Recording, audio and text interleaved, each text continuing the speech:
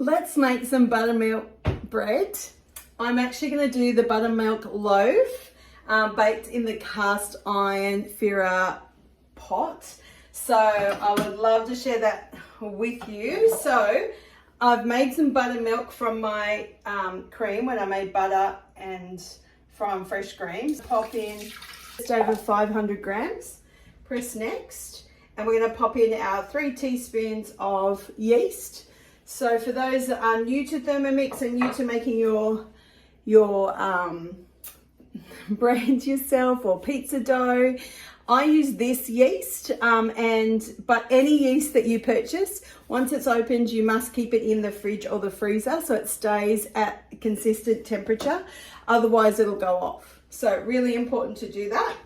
All right, so now we're going to pop in our 20 grams of honey.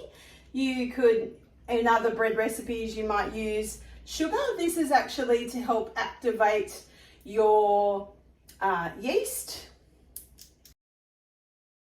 Now we're going to pop on our measuring cup and lid, and we're going to put it on for 3 minutes, and it's going to raise the temperature of that buttermilk to 37 degrees so that it's at its optimum temperature to activate the yeast to make our bread. Okay? Beautiful. Press next. So I'm going to show you what that looks like. So it's just basically blended up all of that honey and the buttermilk and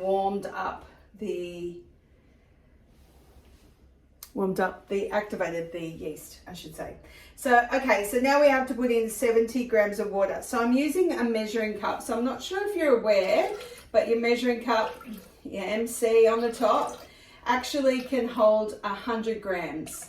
So just gone slightly over that. But you can see the measurements on that, and why use something else when you actually got that dirty, we can use that again. So now we're going to pop in our 800 grams of baker's flour.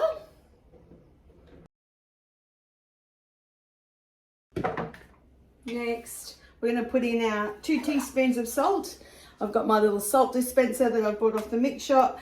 I've got Himalayan salt in one side, and I've got beautiful sea salt in the other side. Probably need to refill that, but it's just handy to have it. But you could have used the Himalayan salt if you wanted to. I've popped my 2 teaspoons in, popping my lid back on again, and now it's going to knead for 10 minutes. So I just need to turn my dial and let it do its thing, and it's going to knead for me. Now a Thermomix knead, a minute and a half Thermomix knead is equivalent to a professional kneading for half an hour. So the Thermomixes are fantastic for kneading any type of dough. If you haven't done it yet, I suggest you give it a go, because it will blow you away when you can make your own fresh breads and your own fresh pizza doughs and all those sorts of things. And it's better on the budget and better for our overall health, because we know exactly what's going into it. So as you can see, we are just over 5 minutes in, and the Thermomix is kneading the dough really, really well, but there's quite a lot of movement. Now, some doughs will only knead for a minute and a half, but this one goes for 10 minutes. So that's quite a long knead. So we just ask that you be around your Thermomix. You can be, putting the dishes in the dishwasher or unpacking the dishwasher. We just need you to be around just to see, because that ball is being created inside the bowl, and that's when it can actually get a little bit off kilter and move around and lose its balance a bit. And we certainly don't want any Thermomixes walking across our benches and landing on the floor. So one of our rules with our Thermomixes is don't leave it when it's kneading dough.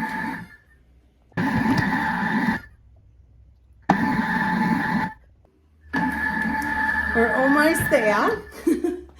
We've got 30 seconds to go. So what I'm going to do is just grab my Thermomat. So for those that don't know, this is a Thermomat. I use it in the oven, and when it does go a little bit brown from being in the oven, I pop it on the line and let it get a little bit of UV therapy and it goes back to clear. The same with your lids. If you're getting any curry stains on them, by all means just do that. So I've just used a little bit of olive oil on the mat. You could just flour it if you wanted to. And I'm going to pop my dough onto the mat. So what I'm going to do is tip my bowl upside down. Let me just adjust that camera. You don't need to see my face so much. You need to see this. And I'm going to twist this to help it come out. Okay. So we do have a little bit around the blade there. You could do one or two things. You could actually just drop the blade out, or you could do what I'm doing, which is just get your hands into it. Or the other thing I have done many a time is pop it on the bowl, on the base again, hit my home on the home screen and just flick it off for a few seconds.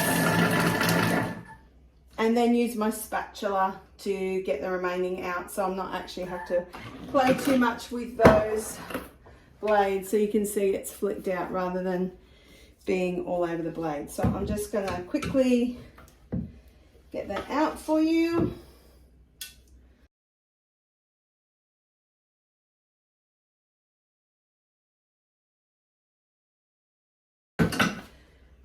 Let's put that aside, and I'm just going to use my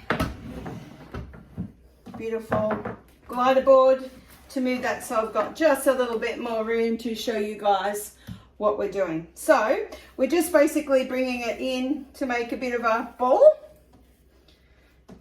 shape. Beautiful.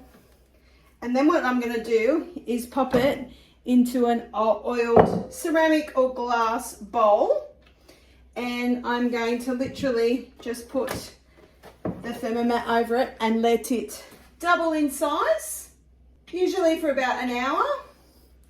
So we'll just leave that aside now for it to prove, and we'll come back and do the next steps. Okay, see you soon. Look how much it's risen. How cool is that? So what I'm going to do is pop it on my thermomat. So I'm just going to just bring that down a bit, and we're going to knock out the air out of this dough. Beautiful.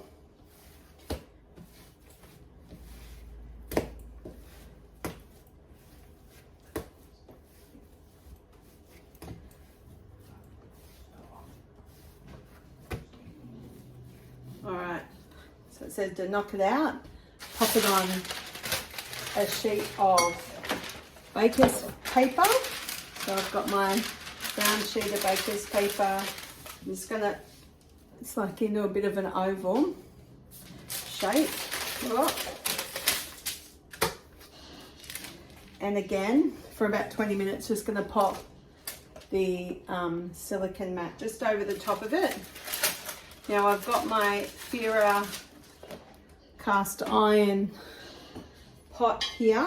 I'll just show you it. Nice green one off the mix shop, but you could use any of the ones that you may have at home. I'm going to put that in a preheated oven, 210 degrees for 20 minutes, and then we'll bring that and put the bread loaf in it.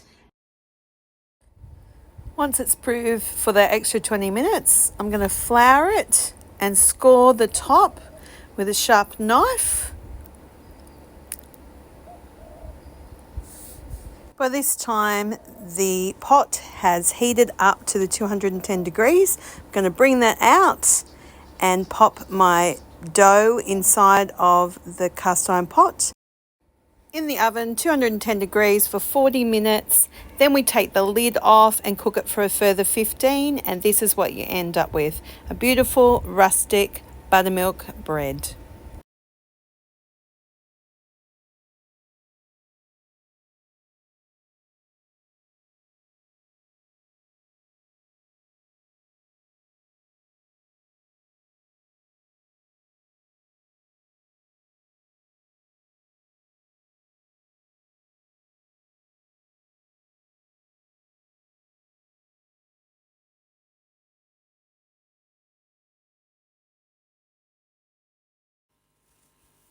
Okay, so now what I've done is I've let that rise a bit while the Firra pot is actually heating up in the oven.